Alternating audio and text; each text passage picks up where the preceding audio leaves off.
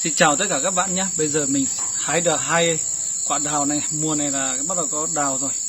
Thì mình sẽ ăn đào cho các bạn thấy nha.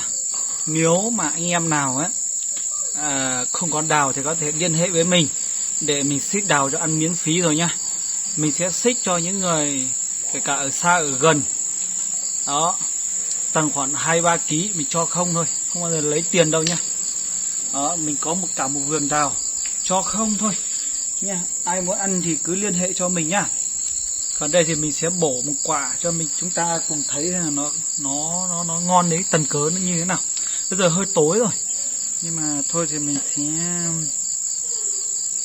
bổ từ từ nha. Ok.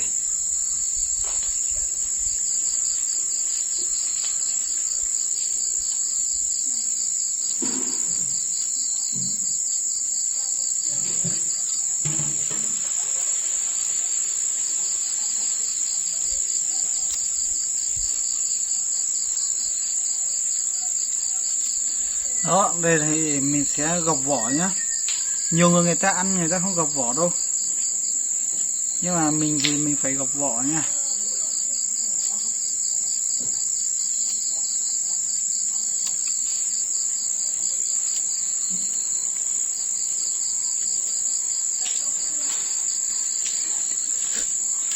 Ok rồi. Bây giờ mình sẽ bổ nha.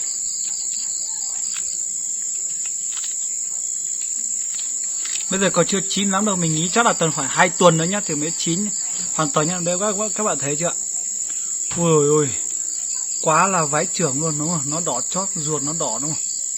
Nhìn cái kia ngon luôn nha, mình sẽ nhai luôn đó các bạn thấy không?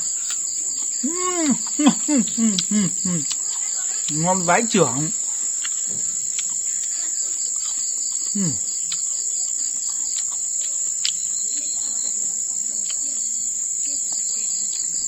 Quá là ngon luôn.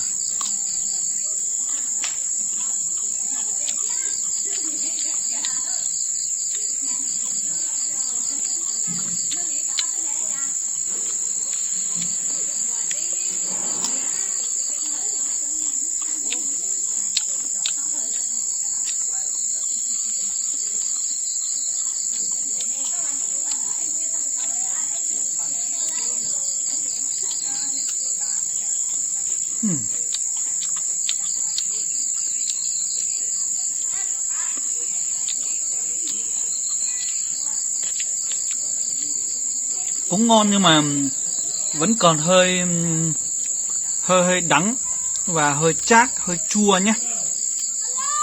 Nói thật với các bạn như thế. Còn tầm khoảng 2 tuần thì sẽ đỏ chót lên. Thì chắc chắn sẽ không có cái hiện tượng là chua chát hay là đắng đấy nhá. Sẽ rất là đỏ luôn.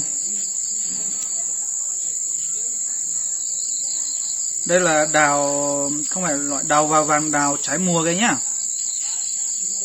Đây là loại đào xịn đấy.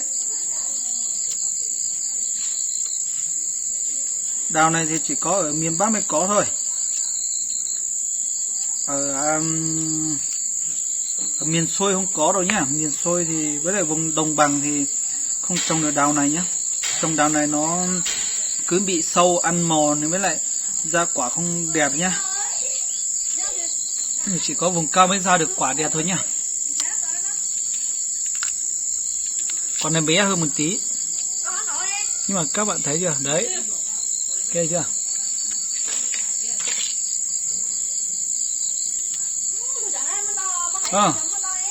Chào các bạn.